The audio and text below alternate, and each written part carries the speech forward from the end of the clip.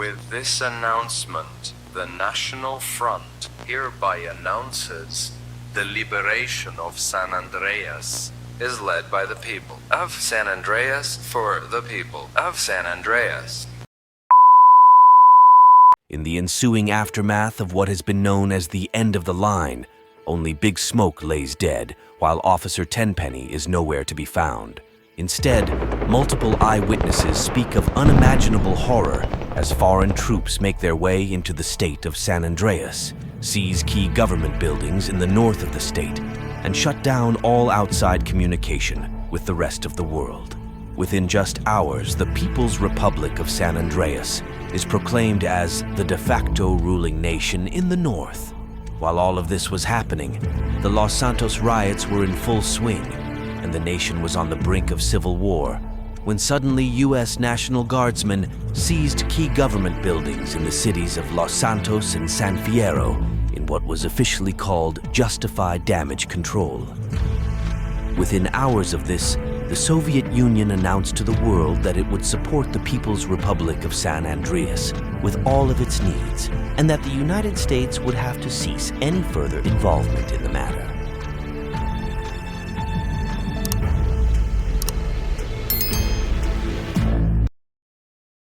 In the immediate aftermath of this chain of events, the United States, which for many years suffered from isolation as a direct result of its lackluster and stalled invasion of Mexico, was left to its own devices on how to deal with this matter. Sympathies for democracies decreased tenfold as a result of this war, as it was proclaimed to be a crusade against communism on America's doorstep, a goal that was quickly spun as being imperialistic in its nature by the USSR and its allies. However, there was still hope on the ground as the Civil War was averted and the riots ceased, a direct result of the justified damage control. The United States, which was possibly too preoccupied with their invasion of Mexico, opted to form an entirely new army composed of the local population of southern San Andreas. However, in reality, this army was more or less de facto American as they took orders from the government in Washington. To further hasten the process of mobilization, the military government of southern San Andreas officially gave pardon to any of those involved in the Los Santos riots under the condition that help would be provided. While no bell in its sounding, the true intention of this decree was to enable the incorporation of the many gangs of Los Santos, and as a result, one of the more well-equipped and trained battalions of this new southern San Andreas army was formed, and it would go by the name of the Grove Street Battalion. The Grove Street Battalion was by default and by condition put under the command of Colonel Carl Johnson, as he was elected to be battalion leader by the battalion's soldiers. At the same time, members of the notoriously brutal and corrupt crash unit were given amnesty, but what was left of that group was the newly enlisted Colonel Frank Tenpenny, who swore to never let his demons get in the way of his duties ever again. Colonel Tenpenny largely made quick work of recruiting former police officers who were loyal to him and went to work forming a new battalion, which, as previously mentioned, would be composed of former officers and more controversially convicts who were given amnesty in exchange for joining his ranks. Very quickly, two competing factions within this army were bound to enter into conflict. The two colonels were bound to enter into conflict sooner or later.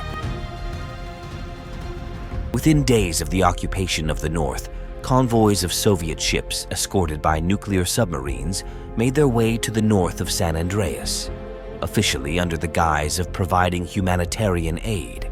In reality, these convoys included some of the most potent military hardware that the Soviets could provide. Within these convoys were also hundreds of Soviet advisors who would help form the San Andreas Liberation Army. Further details are classified. As days turned into weeks, a large defensive line was erected on the coast of northern San Andreas by the name of the Yazov Line. Bridges were blown up, logistical hubs were built, and troop movements were documented by southern reconnaissance units. It was clear that the North was expecting war sooner or later, and as such, it was just a matter of time. Back in the south of San Andreas, the few weeks that passed were spent on mobilization and preparations. Colonel Tenpenny made a case for questioning Colonel Johnson's loyalty to the cause, as he considered his past actions as being unforgivable, purposefully inciting violence, and in his perspective, allowing America's enemies to strike from within. This campaign of disinformation was created with the sole purpose of achieving absolute power. The result of this power struggle was the shelling of Colonel Tenpenny's barracks at night. Who could have done such a heinous act? Well, it didn't matter because Colonel Tenpenny made quick work of ordering the arrest of Colonel Johnson and the immediate transfer of his troops under his command. This order was rejected by none other than Colonel Johnson, and a rebellion would be proclaimed. Colonel Johnson's rebellion was largely unsuccessful, however, as the military high command, which by this point was desperate for results, took Colonel Tenpenny's claims of Colonel Johnson's treachery at face value, and as such threw their full support behind Colonel Tenpenny in hopes that he would quickly put down the rebellion and prepare for war. Colonel Johnson, within a few weeks of his rebellion, was pushed back to Mount Chiliad, where Colonel Tenpenny claimed victory and the situation under control. Entering Mount Chiliad was considered impractical, as that would mean facing guerrilla warfare, which was not only a time-consuming affair, but one that would eat up a lot of manpower, and as such, the situation was considered acceptable in its current state as a frozen conflict. By order of Washington, Colonel Tenpenny was to resume preparations for war immediately. One of the first actions by Colonel Tenpenny was his promotion to general and the imprisonment of so-called foreign agents who amounted to any dissidents or disloyal members of his army. General Tenpenny put priority on the buildup of the Air Force. Mercenaries were hired to man these planes, which were mostly made up of Hydra short takeoff and landing attack jets. Questionable decision considering that the US was more than capable of providing better jets. In one of his oddest decisions in this military buildup, General Tenpenny made a large order for water pumps as well as hoses, and for those to be delivered as soon as possible. What puzzled Washington the most, however, was the fact that General Tenpenny considered his army ready after all these items were delivered. General Tenpenny by this stage was famous on the world stage. His reputation preceded him for better or worse. Everybody from the east to the west was waiting in anticipation for his next move, which in this case was the announcement of war within weeks, which would keep the armies of the north on edge for the inevitable war which never came, as this was all a deception, a ruse, so that eventually people would call his announcements of war just a bluff. But on one such occasion, General Tenpenny was not bluffing, and the echoes of artillery were heard throughout the western seaboard of the United States for hours. General Tenpenny, in the first phase of this war, made use of the low-flying Hydra attack jets to destroy artillery and air defense systems on the coast of the north.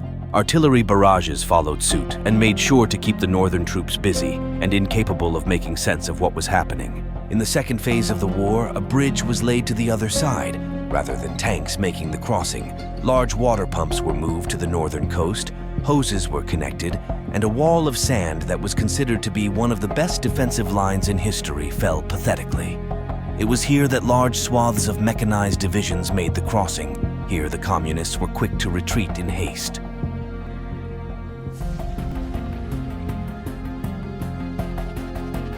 The Soviet Union was quick to respond, and aid was sent rapidly in what amounted to a massive airlift of military hardware.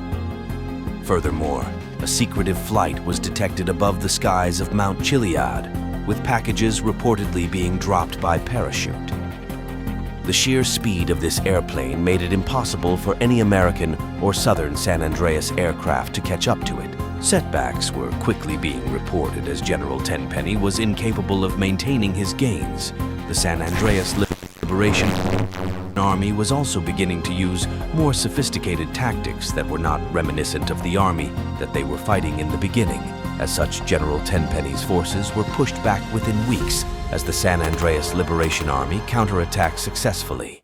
Even more worrying was the fact that Colonel Johnson's Grove Street Battalion was once again engaging in offensive operations. General Tenpenny, who pulled many of his troops from Mount Chiliad previously during the start of the war, would go on to retaliate very harshly. General Tenpenny would hold the line through sheer firepower. However, it was evident that Grove Street had learned new tactics and had reorientated towards a guerrilla campaign.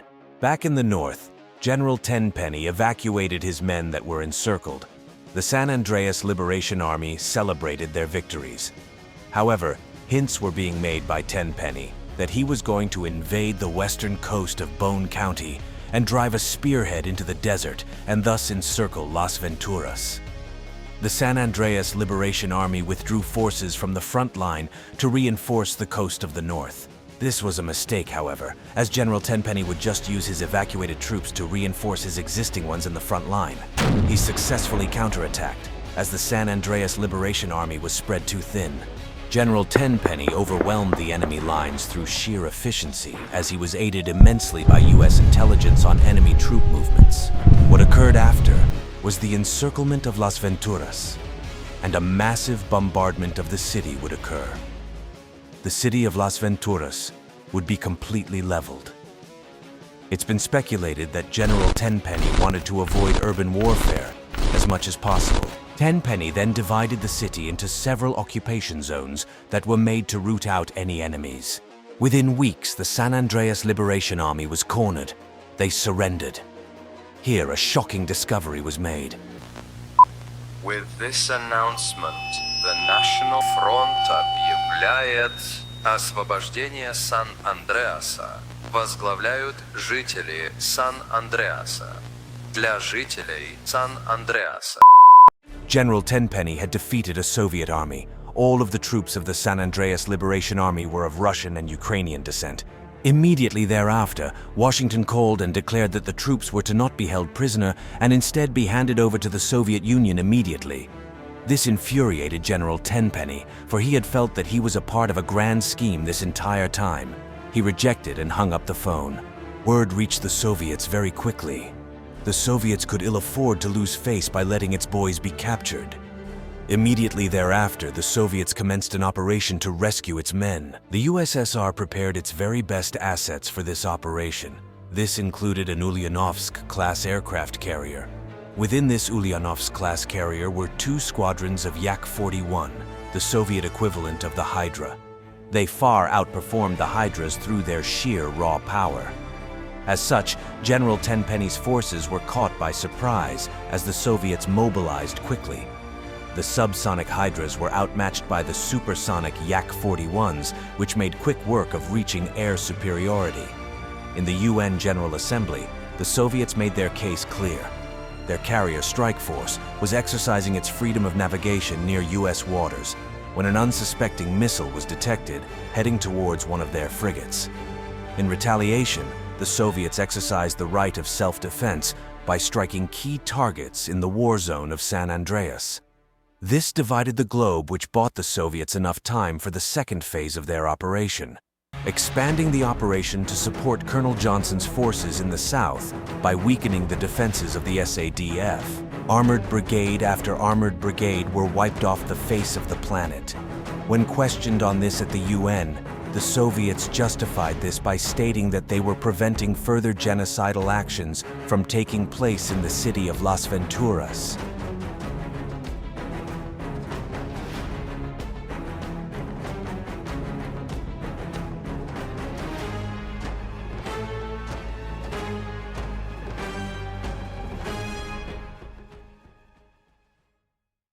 San Andreas was now de facto independent under the sovereignty of the Grove Street Battalion.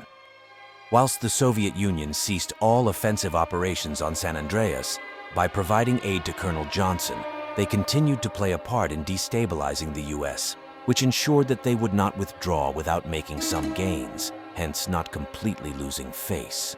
Tenpenny, on the other hand... This is General Tenpenny. I need an evac immediately. I repeat, I am surrounded on all sides. The enemy is burning down the city.